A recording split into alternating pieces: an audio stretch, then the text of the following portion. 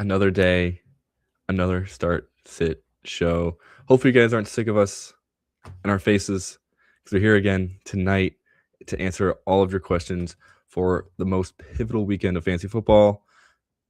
No need for a longer intro. Let's just dive right into your questions.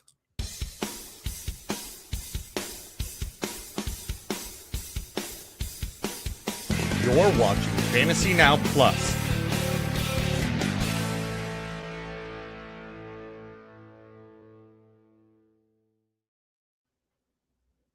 Oh, mistimed that one, but that's all right. A little rusty on this setup. When we're not talking about DFS, sometimes it takes a second to get ready, but we're over that. We're done with daily fantasy. We're here for your normal fantasy football discussion.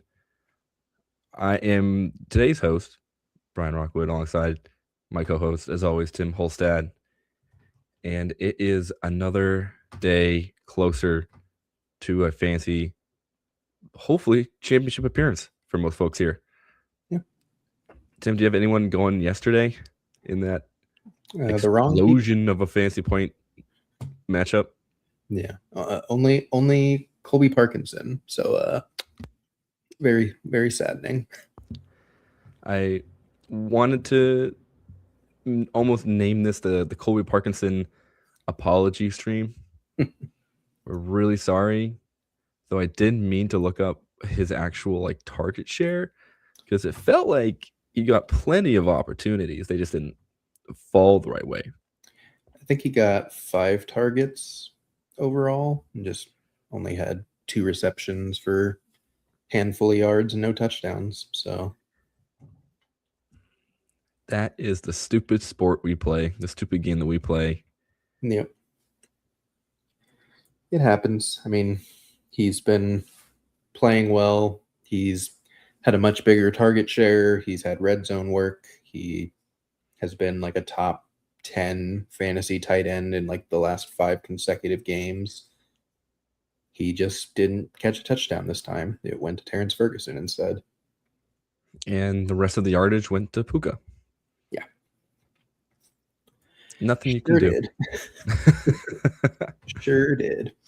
Because you would think when Stafford throws for 500 yards, surely someone else would have gotten 100 yards, right? Nope. No, siree.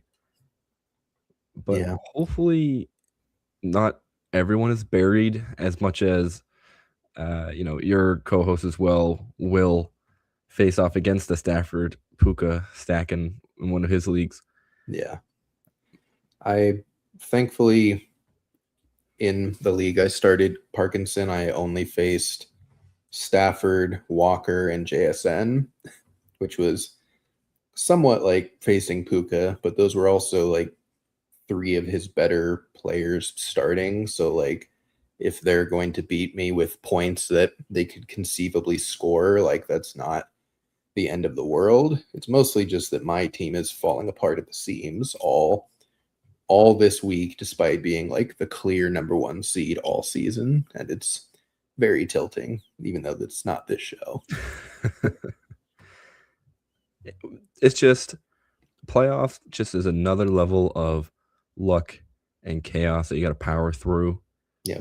Right now, even with some injury reports slowly rolling in, just looking at the Houston Texans, just as one example, Woody Marks might not play. Nick Chubb might not play. There's going to be a ton of people staring down Jawar Jordan as potential flex option this week. Yep. And when you queued up for your fantasy league in August, you didn't think you were going to need the 4th string, 5th string, undrafted running back. Yeah. Who, you're a dynasty guy. Do you remember where he went to school? No. Because I don't. Don't worry. I want to say it's one of the smaller Texas schools, maybe. I was almost thinking Florida. I don't know why USF sounds familiar. That seems...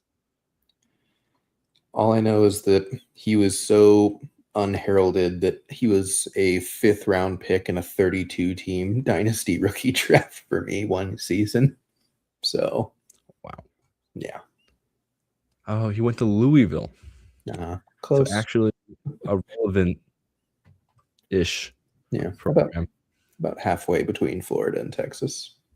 We were gonna get there eventually, I think. Yeah. Oh man. But to get things going, do you have any lingering start sit questions on your end, just that you're still mulling over? All of mine are by force, not by choice. Like on that team, I had Rashi Rice, he's going to miss with a concussion. I had Garrett Wilson sitting in IR, was just shut down for the season.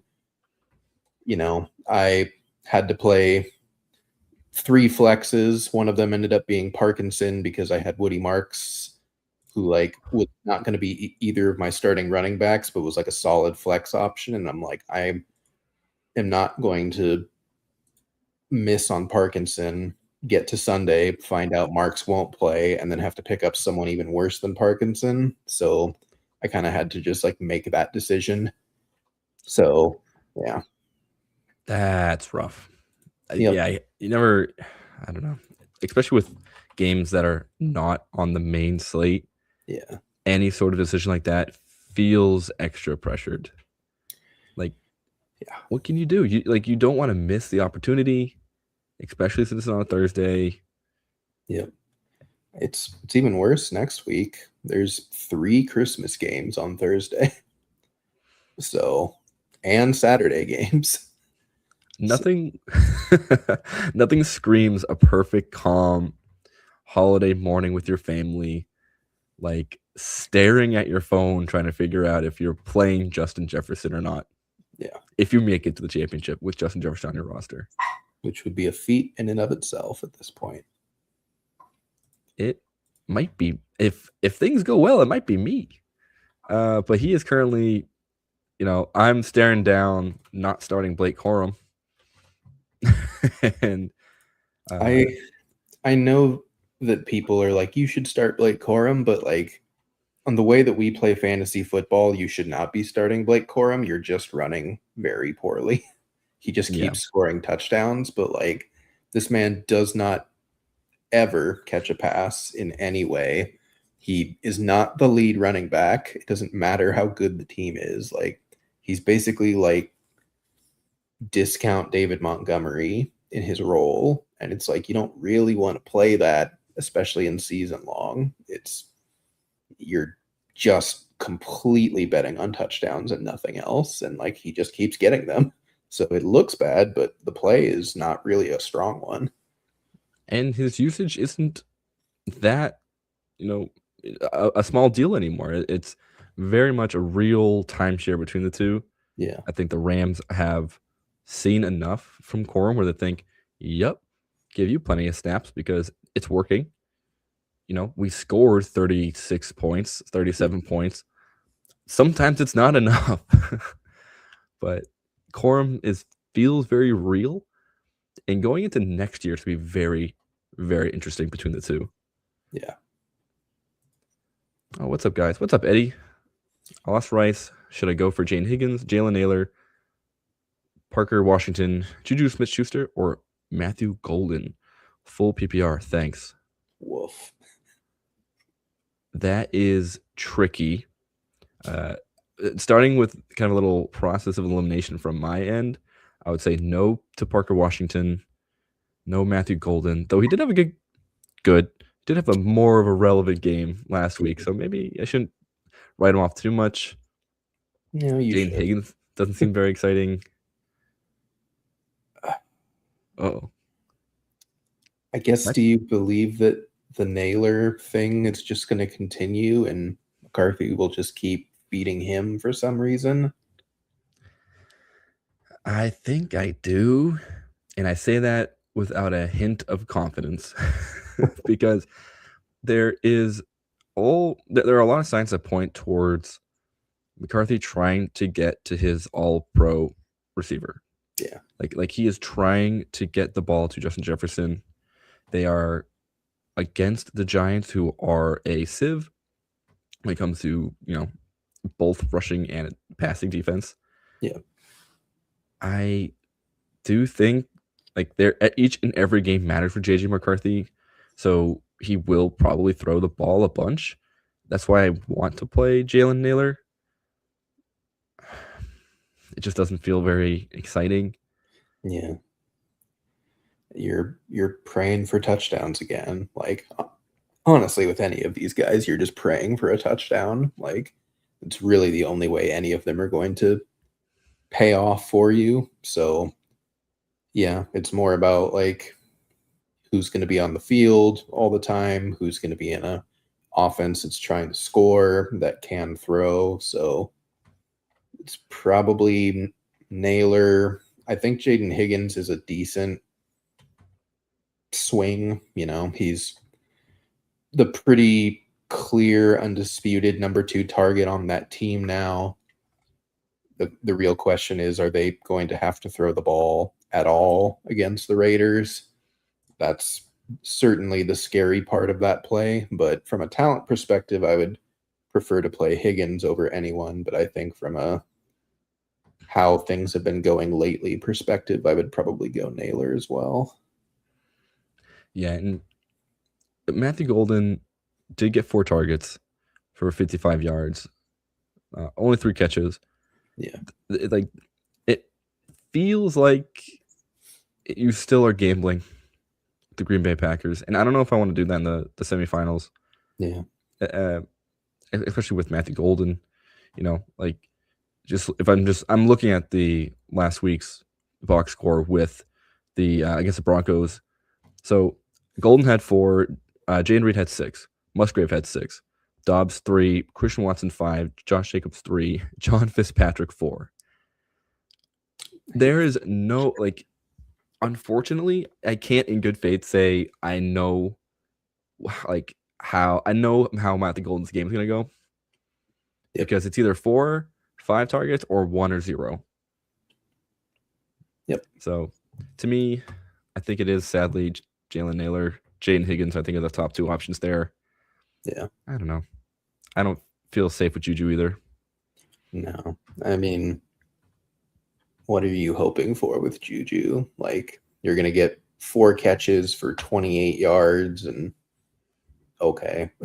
Like 6 points, yippee,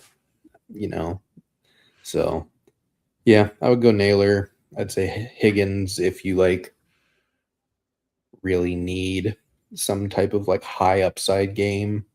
I think he does have a higher upside than Naylor, but I think Naylor's a bit of a safer floor. So good luck either way, man. Like that is a rough list of characters. We've been saying this all year. Jalen Naylor is the floor play that you need when things get tough. I hate fantasy. It's a silly game. Meme. You started Jason and Kyron, so that feels like a pretty dang good start. But you don't know if you should play Birdie or Herbert. To me, this is kind of a layup. I think Brock Purdy is just great. Just like outside of fantasy football, I think actually Brock Purdy is a very good quarterback. I think he is probably a little safer. I know Herbert is playing the Cowboys. I am worried-ish due to his kind of like slower past few games, but yeah, I think in this case I would like to play it a little safer with the 49ers. Yep, full agree. Purdy is playing better. He's not injured, and Herbert is. And I heard a stat earlier today on the Chargers offense as a whole. They are passing the ball at like a negative 17-ish% pass rate under expectation. Basically, they run the ball 17% of the time more than you would expect based on down and distance and how things go. So it's a far cry from what they look like in the beginning of the season. So Herbert's just not going to throw it enough, I don't think. And I'm like, to me, it also feels like they want him to be healthy for the playoffs. Like they're probably a high percentage chance of team getting there. Protect him a little bit. Dallas is going to try to win, but I don't know. The Chargers defense might take care of business. Yep. Let's see. All right, full PBR, Chuba, Michael Carter, or Chris Rodriguez. I'll let you take this one first. Probably Michael Carter because it's full PPR. He has a better chance of being somewhat involved in the passing game. I think Chris Rodriguez is very much just early down and distance, hand the ball off on first and second, and get him off the field anytime any obvious passing situation occurs, and put Jeremy McNichols in. So Chuba's to 50-50 ish on whether he's going to get enough work to matter. So I think I would go Carter out of the three. Yeah, Chris Rodriguez, I usually like.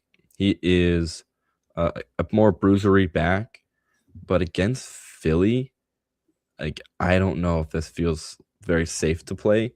Yeah. Chuba, completely agree there. It's a 50-50 timeshare. I know it's a timeshare also in Arizona. They did say Michael Carter is the starter. Yeah. How much work? How much does that mean? Like, does that have any weight to you? Eh, Who knows? So I would still lean Michael Carter. He at least was the healthiest one of the running backs Yeah. coming into this weekend. So I would probably start there. Yep. Full PPR, sit one, Jamar Chase, DK Metcalf, Chris Olave. I think it's Metcalf pretty easily for me. It's a hard sit, but I think I am in agreement there. Like, Jamar Chase is Jamar Chase. He is playing the Dolphins. Yep. We are kind of expecting a scorched earth kind of game from Joe Burrow after some down weeks. Yeah. And Chris Olave is the only one that can catch balls over in New Orleans.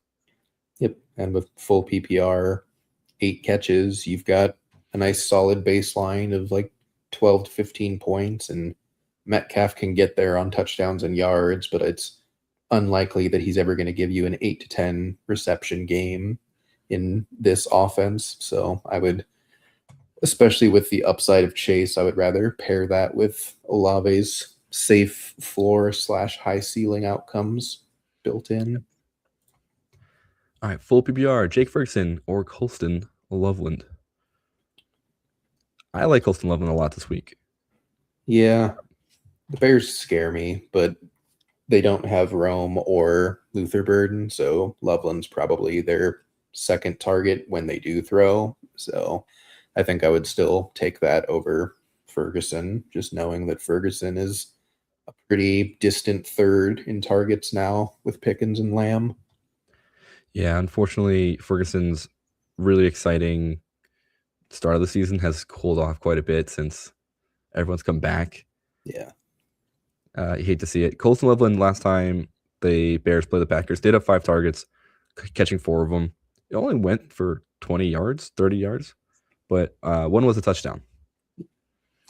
I like that from a tight end. Yep. Can't be too mad about that. Last question. Where do you have the Chiefs ranked this week? Technically, if you looked at my Fantasy Pros ranking, it's 3. I would call them around a 3 to 6 range. If you kind of put that towards a scale, so high. Yeah, I would comfortably play the Chiefs defense. Yeah, definitely playable. Yeah, I would probably have Texans ahead of them, and then a couple other teams, but for the most part, Chiefs are going to be one of your better options on the week, and you're hoping that Cam Ward throws a silly pick or two and fumbles on a sack or two, as he's been prone to do all season, and you'll have a nice, relatively safe, like 10-point-ish baseline that you're hoping turns into more. Yeah, the Chiefs offense is going to be weak. They're going to have to really lean heavily on the defense, and I do think the defense will want to win the game. I don't think the players really want to stop winning despite not being in the playoff hunt. Yeah. A lot of incentives still to be played or to be earned. Yo, right back at you. Thanks for tuning in. You're welcome. Thanks for coming in. Thanks for the questions. All right, tight end premium 0.5 per catch. Need to flex one. Brees Hall, Debo Samuel, Jalen Coker, Arade Gadsden. And then we have rank threes, but we'll start with the first half here. Which of these three would you, which of the four would you flex? I just inherently and reflexively blanked out Brees Hall from my mind. Um, that's a tough one. Coker would probably be last for me. It's just simply into unpredictable and not enough volume in the role to really feel great playing him. I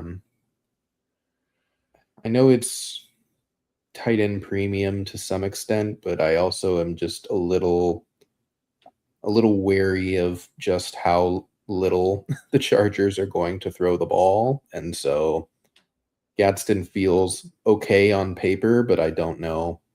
I don't think we're getting like the type of performance that he gave when he first broke out this season. Like, I don't think that's really in his range of outcomes to end the year. That offense is just too banged up and too run heavy, too run reliant. So it's between Hall and Debo for me. I would probably disgustingly go Hall, but I don't feel great about any of them, if I'm honest. I think that's where we differ a little bit. I do like Jalen Coker. I think he's ramping up a little bit towards the end of the season. We saw it last year. This same thing happened. Tedero McMillan is active. He will be playing. He is coming off an ankle injury. Not sure how much that'll actually impact him, but we did see a bunch of Coker last week where the Panthers really needed to win that game and they couldn't. So we'll see if they go back to Tedero McMillan. Gadsden is interesting to me because it's the Cowboys. Yeah. Because the game script will probably demand him to either be around the line of scrimmage for Herbert to get him the ball, or I guess play some seam route, like do some seam routes to open up the offense a bit. I don't know. It's so interesting with the Herbert and the Chargers right now. I I think it's Hall, and that feels unexciting. Yep. But again, like this offense has to do something, and they kind of know what Brady Cook can do now. Yeah. So maybe there's hope they can play around Brees Hall's strength. He's still kind of interviewing for I could say interviewing for a new team because he's not going to be on this team next year. Yeah. Like he's going to want the ball to show that he still got it. I might also lean Hall, and that feels bad. But he at least has a lot of explosive, Yeah. In his explosive play capability in his back pocket. And, the Saints aren't like a world-beating defense. Like, this isn't the Jacksonville matchup from last week where he didn't give you anything. The Saints are a much more middle-of-the-road, bottom part of the league defense to face. And, like you said, with explosives, all it takes is one 40-yard reception, and you're feeling great about starting him. And I don't really. Debo's just really fallen off in the second half of the season. He's just, whether it was because McLaurin was gone and now that McLaurin's back, he's just kind of a guy, but he's not really startable to me. So yeah, I think we go Hall there. And for the ranking of Igbuka, Coker, and Gadsden, I would probably order them. Wolf. I would probably go Gadsden, Coker, Igbuka, which might not be popular. Whoa. Okay. I almost would say leave him as is. I guess you do have the premium. Yeah. No. I'm not gonna do that. I think you leave it as is, only because Gadsden's target share is very small at this point. Yeah. Like I think you made a really good point about how the beginning of the season, the Chargers have really everybody back, and so when it was a full functioning offense, Gadsden could do what he did. Like he could be like a big play threat, he could be a reliable target, and that was great. And then he got hurt, so he's still kind of playing through some a little bit, not like not 100%, probably like whatever, like 90%. Yeah, And Igbuka looked good with Mike Evans back. he looked To okay. me, yeah, I know. I mean, good's relative. Yeah, better than he had been in the past few weeks. yeah, So that's definitely true. But I don't yeah, know. so yeah, I'll say leave it, and then yours. You can say your three again. Yeah, mine's the reverse of Gadsden first, then Coker, then Igbuka. I believe Quentin Johnston is out for this game, so that does condense the targets a little bit more in the offense, where it's just Ladd, Allen, and Gadsden. So that helps slightly. It is the Cowboys. I like Coker. I think I'm going to be forced to start him in my home league instead of Rashi Rice, but he hasn't really gotten more than like 4 or 5 targets in most of his recent games, and he's just getting there on touchdown luck as of late, which can happen again. And he's talented, and I think he absolutely could go off against Tampa Bay, but I think he could show up with 1 for 12 and no one would be really that shocked that he did so. So Igbuka's like, I don't know. The way that Tampa Bay is ramping up their receivers, it kind of just feels like it's going to be a Mike Evans is very clearly the one, and then Godwin, Igbuka, and McMillan are all just kind of like shuffling around for whatever the game plan says should be their two for that week, and it's going to be really difficult to predict who's getting the targets in any given game, and you know it could be Igbuka for sure, but he could also easily be the wide receiver 4 on the team in this particular game plan. It's kind of hard to know. They haven't played the Panthers yet this season, so that makes me wary.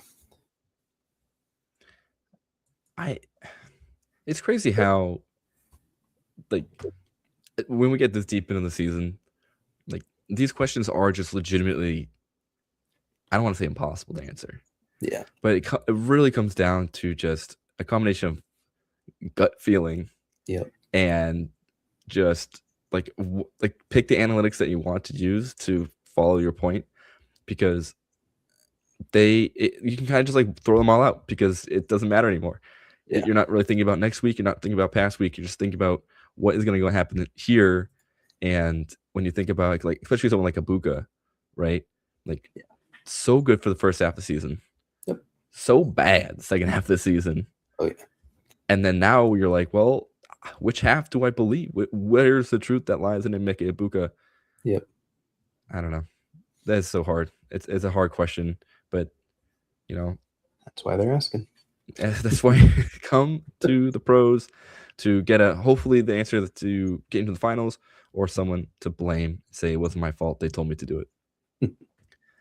Now I have another question, and I'm bringing it up because it's again another Rondé Gadsden question. Mm, In my home league, I'm between Travis Kelce and Rondé Gadsden. I am torn because I mm, kind of want to play a team against the Cowboys, but and this is the problem with talking to other smart people like yourself, Tim. We're talking about how Gardner Minshew is probably just going to dump it off to Kelce 8 or 9 times, and yep. hopefully Kelce gets enough yak to help us out and win a fantasy matchup. Yeah. What, where are you at with those two? Just looking at each other that way. I think Kelsey is probably the clear winner for me as far as like, we just spent all this time talking up Gadsden, but at the end of the day, it's still a game they're probably not going to throw a lot, and it's not even necessarily going to go to him anyways. And it's, it's very unlikely. It literally will just take a broken play for him to truly pay off. in my mind. And for Kelsey, it's like he's there's very little chance with Patrick Mahomes gone and Rashi Rice gone that the game plan is going to just be like, actually, instead of Travis Kelsey, we're going to throw it to Tyquan Thornton and Juju Smith Schuster all game. It's going to be Hollywood, it's going to be Worthy, and it's going to be Kelsey. And I just feel it's just as bad a defense. It's the Titans. So to me, I think Kelsey just has a bigger target share to look at, and I don't think I don't think he's impossible to get explosive plays either. Like he does still actually get yak more than you would think, even this season at his age. Like he is actually getting a decent chunk of yards after the catch. So I just think Kelsey's like probably like a top 3 to 5 tight end play on the week across the whole position. And I think Gadsden's more of like your back end tight end one. Hope he gets a 40-yard touchdown type of play. All right. Kelsey is going to go right back in the starting lineup then. Hey, JRS. What's up? What do we think of Fannin versus Jake Ferguson this week? Full PPR. To me, I will select Harold Fannin Jr., Cleveland Browns. He is their offense right now. Yep. Like he is the target earner. He is the main receiver. He is Shadur Sanders' comfort blanket. And I think he's wildly needed against a good Bills defense. Yep. And David Njoku's out. Yep. So he's just the guy. It's scary. I know the Bills defense is gooder. They are good against the tight end position. Yeah. But in a situation like this, like the Browns don't have anyone else. Like they have to keep taking deep shots to Isaiah Bond and Jerry Jeudy. Yeah. That seems pretty hit or miss. Yep. They also don't really use Fannin as like a traditional tight end. Like I would say it's a lot more like the Raiders sometimes try to use Brock Bowers of just like a weapon that they move around the formation and they get in motion. They have run very specific routes to get open. Like Fannin is used pretty similarly. That's a strong word. And he's talented. He breaks tackles. He gets yards after the catch.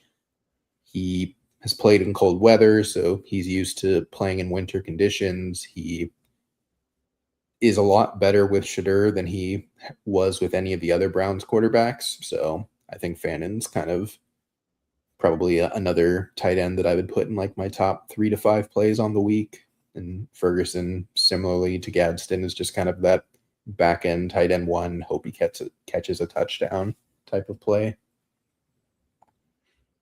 Yeah, I think Fannin really is a Madden character. I do think he just has so many like his traits to become an elite tight end are there. Yeah. Like he is very much a player that they showed out at college. Yes, it was at Bowling Green. I'm sorry, it wasn't a Power 5 school. But it doesn't matter because when they played against top defenses and top talent, he still did it. Like, he was able to put up, I think, maybe 80 to 100 yards against Penn State. That's not nothing when he's getting, passes from a used car salesman. So wasn't his best game against Michigan, or was it against Penn State? I'll have to go back and check the tape, but I mean, yeah, I think one of those 2 schools he put up like 150 something yards and a touchdown or 2, if I remember correctly. Yeah, he's just a force to be reckoned with, man.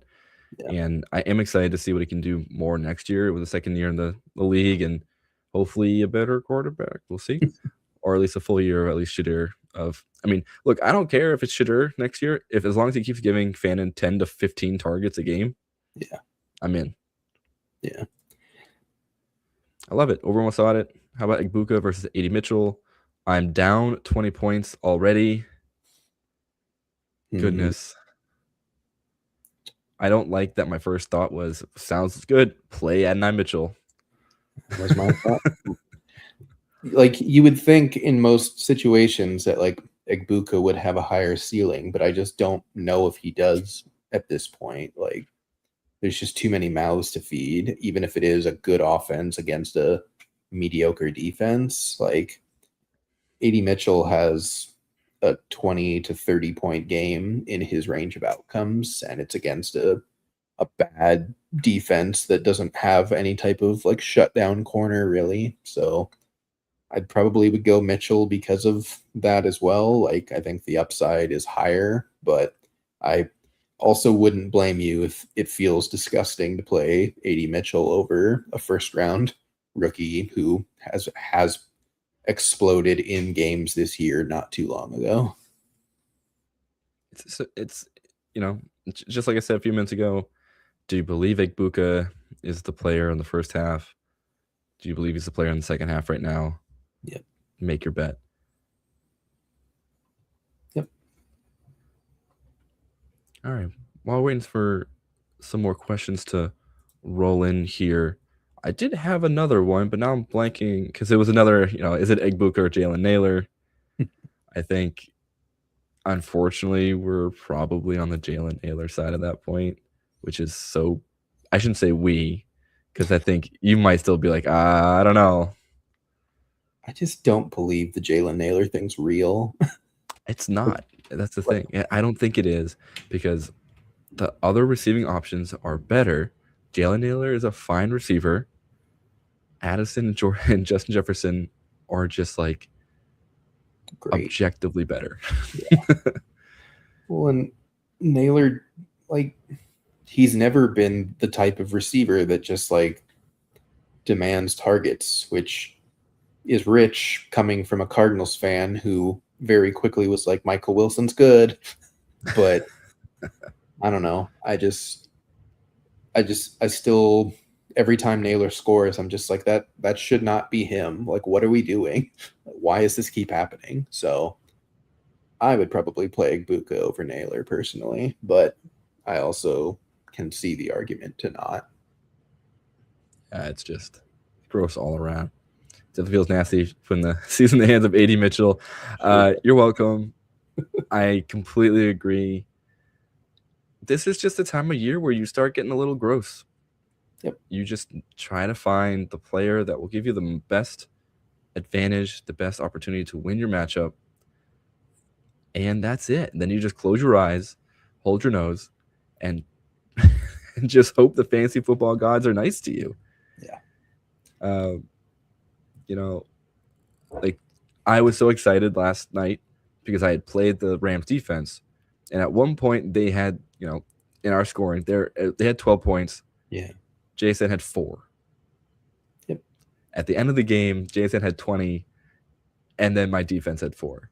That's just, what can you do? You do all your research, and then suddenly Sam Darnold becomes Tom Brady. Yeah. I still can't believe they won that game. Just insane fumble for the Rams. I can't say anything because the Patriots did something pretty similar. Yeah, at least it was against Josh Allen and not Sam Darnold. You don't think they're the same tier of quarterback? Interesting. No. Yeah. I'm willing to go out on a limb and say that I think Josh Allen's a little bit better than Sam Darnold. That's very bold of you to say, but I'm proud of you for being for going out there and saying your truth. Yeah, I mean, Darnold was drafted first, but hey, we all make mistakes. Can't be perfect. Bad weekends go on most of those guys. Yeah. If you are staring down Puka Nacua, Matthew Stafford, I don't even know how Sam Darnold did. I didn't even see his score, but I didn't either. I mean, I would imagine decent. He threw a couple picks, but it wasn't a pick 6 because he got tackled at the 1. Oh no! Don't tell me that. I didn't know that. Yeah. Like 21 and a half points from Sam Darnold. Yeah. My home league does -6 points for pick 6s, and So that was a huge swing for it to only be an interception and not a pick six. It was a 4 point Wow. swing. Wow. I might pick that one up. That's a doozy of a punishment. Never Yeah. playing a rookie quarterback ever again. Uh, I have a question about Devonta Smith. Just kidding. We have a real question. I'll get to Devonta Smith in a second. Okay. PPR, wide receiver 2 and flex with Evans, Pittman, Sarton, DK Metcalf, and Michael Wilson. My wide receiver 1 was Puka. Oh, Congratulations. okay. You can just start no one. Doesn't matter. Yeah, just bench him. just leave it open and just taunt your opponent. Yep. I know your answer. It's Mike Evans. Yep. I think my answer is equally Mike Evans because he's going to get 250 yards this week. Yeah. They will will it into existence to get him 1,000 yards this season. Or at least as many opportunities as possible to try. I don't know if he'll come down with all those yards, but he'll get the targets for sure. As far as a flex, probably DK Metcalf. It's a game against the Lions. They have to score to keep up with Detroit. Like, I would be enormously shocked if this is somehow like a defensive slugfest. So if the Steelers have to throw the ball a lot, it's going to be to Metcalf, and the Lions are banged up enough that their defense doesn't scare me off of him. So I would probably go Metcalf.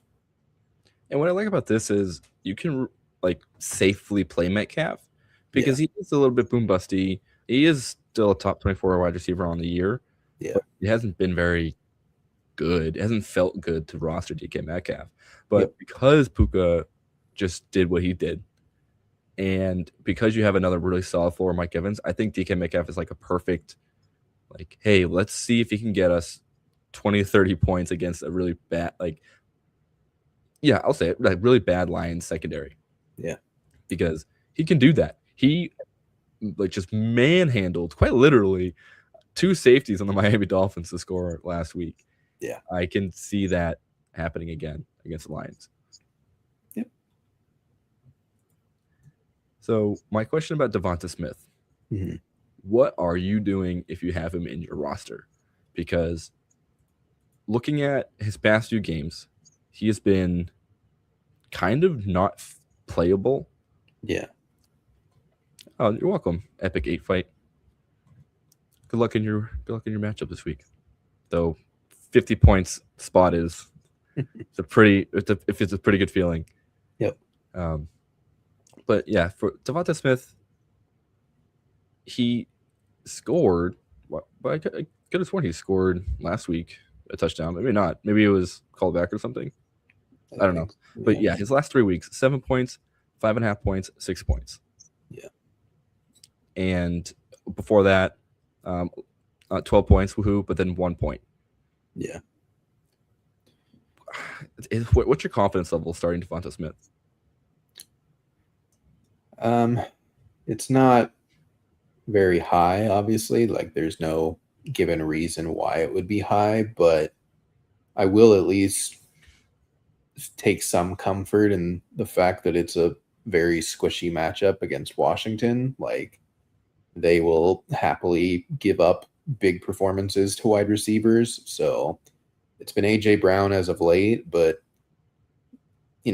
Smith is also a competitive, high caliber wide receiver, and he just isn't as loud about his desire for the ball as AJ Brown is. So this could very conceivably just be like the week where they're like, all right, time to get Devonta involved. Like, they've had Goddard involved a lot. They've had Brown involved a lot.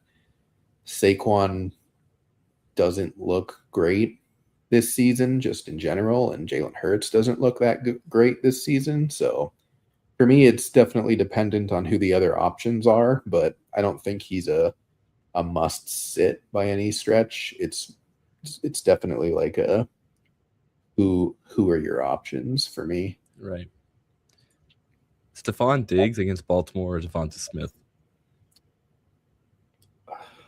Diggs is kind of in the same boat, it feels like. It's like this is an offense where every week you're like, they should score points, and then they usually do. And about 20% of the time it goes to Diggs, and about 80% of the time it goes to someone else. So I would probably just take Smith because the matchup is easier. And, you know, Patriots could just run the crap out of the ball against Baltimore, or they could just decide it's a Hunter Henry week or a Booty week or whatever. So at least with Philly, it's concentrated.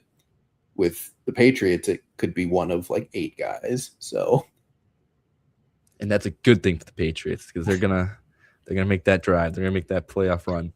yeah, Hey, PS3 family, Ferguson or Schultz? To me, this is Dalton Schultz. I think Dalton Schultz has a easier matchup yeah, and kind of a higher ceiling. yeah, yeah. I think like we've said it a couple times on this show already that Ferguson's just like very, very distantly the third target for the Cowboys. And once CD came back, he kind of just was relegated to touchdown or bust, unfortunately. And Schultz is getting a pretty decent target share, and he's also getting red zone work at about the same clip as Ferguson, anyways. And like you said, it's a much, much better matchup against the Raiders. So I would also go Schultz. Yeah, and just to help you feel confident about this one, since starting their win streak, Houston, after losing to Denver, these are Schultz targets: um, 11, 9, 4, 8, 4, 9. He is so involved, and this offense is, I don't I want to say moving. They haven't really been the fireworks of old Yeah, with Houston, but I better would better than it was to start the season, at least. exactly. Yeah, I think Schultz is the play there. And then follow up Dart or Brissett. You know the answer. Say the line. Well, they're Oh, both good plays, is this is what a I'll tough one. say. Um, it's a cop out answer of mine, but do you need ceiling or do you need safety? If you need safety, you will pretty much guaranteed get it with Jacoby Brissett. If you are staring down a Puka game or a Stafford game or a JSN game and you feel like you need some oomph at the quarterback position, then I think Dart has a 30+ point ceiling, but he also has a much lower floor. So kind of depends on roster construction and matchup, but that would be my answer. Yeah, and to be honest, I don't think it's a cop out this week because there are a ton of people who are now facing a Yeah. 40 burger or God forbid a 70 burger from Stafford and Nakua. Yeah. I did get Puka. Yeah, okay. So that is so first off, apologies. I'm so sorry Yeah. that happened. I'm so sorry you were on the other side. So for ceiling play, I completely agree. Jackson Dart has way more of a chance to run to the end zone than Brissett. Yep. I do think Brissett can throw for 303. Is that going to be enough? And that's weird to say. Maybe not. But yeah, I think Dart might be your home run play that you need. Dart could easily do 2 rushing, 2 passing, 250 passing yards, and 50 rushing, and you've got a 30+ point game relatively easily and relatively foreseeable in the range of outcomes. Now, it is tricky because they are against Minnesota. They are very good against the quarterback.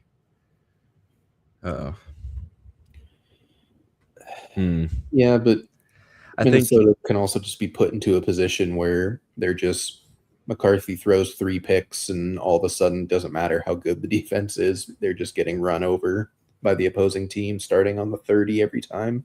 yeah, this could very well be a Dart runs the ball a lot game.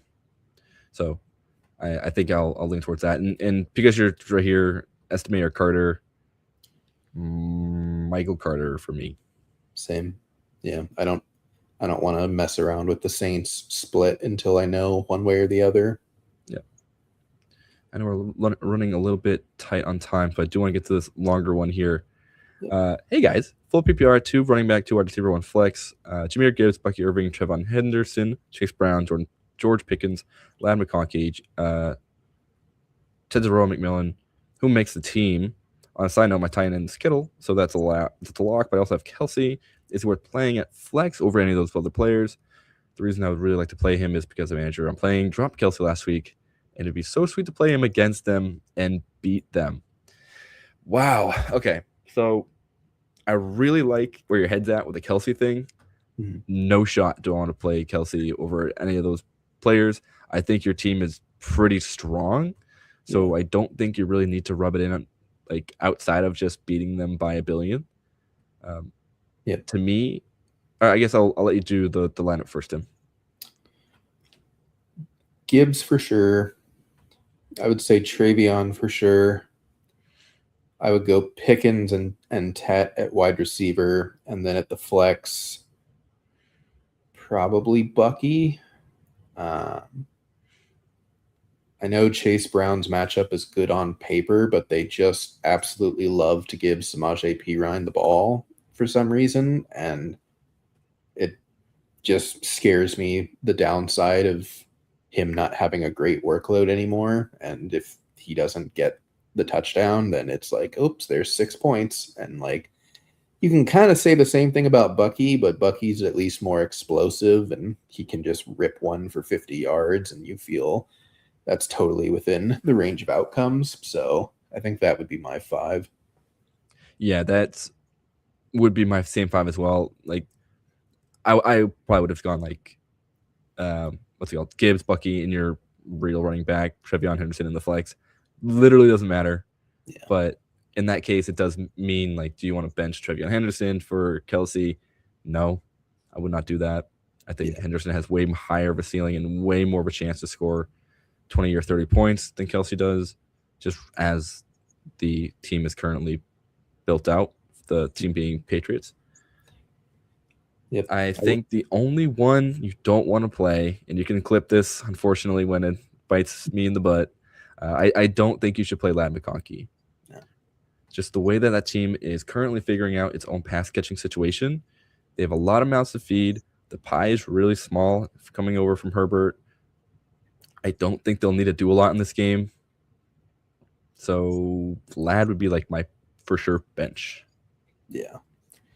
I will say if you didn't have Bucky or Travion and the flex decision was between Ladd, Chase Brown, and Kelsey, I would probably pound the table for Kelsey there, being full PPR. Like he has just as much upside in my opinion as Brown and Ladd, but with having Bucky and Travion, I think it's a pretty easy. You just play those 3 running backs and feel pretty good about it. Yep. All right. We have a minute left or so. I think technically 5 minutes left. You're welcome. You're welcome so much, Pastor. Good luck in your games. Any other player that you are thinking about in terms of just like overall holistically? Yeah. What are you doing with Marvin Harrison and Michael Wilson this week? I don't know, man. I am really down on Marv at this point because of what I've seen out of Michael Wilson and out of Brissett. The fact that he hasn't, I mean, he hasn't really played with Brissett. I feel like it's been, what, 1 or 2 games?